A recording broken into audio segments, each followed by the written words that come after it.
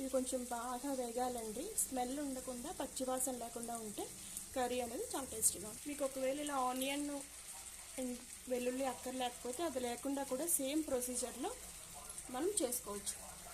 ఇది కొంచెం వేగిన తర్వాత ఇప్పుడు నేను ఆలు యాడ్ చేస్తున్నాను. బంగాళదుంప మొత్తం వేసుకొని ఒకసారి కలుపుకుందాం.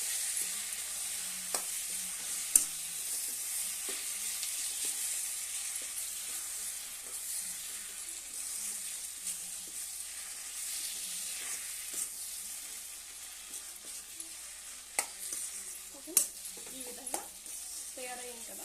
ఇప్పుడు ఇందులో కొంచెం ఇది వచ్చేసి గరం మసాలా కొంచెం యాడ్ చేసుకుందాం. టేస్ట్ అనేది చాలా బాగుంటుంది. నెక్స్ట్ కొంచెం చిల్లీ పౌడర్, కారం యాడ్ చేద్దాం కొంచెం. నెక్స్ట్ జీలకర్ర పొడి కొంచెం లైట్గా, టేస్ట్ అనేది ఎన్హాన్స్ అవుతుంది అన్నమాట. రుచి పెరగడమే కాకుండా కర్రీ కూడా మనకి చాలా చాలా బాగుంటుంది. దీనిలో కాసేపు బాగా మగ్గాలి. ఓకే, ఇదంతా కలుపుకున్నాం కదా. ఇందులో కొంచెం వాటర్ పోసుకుంటాం.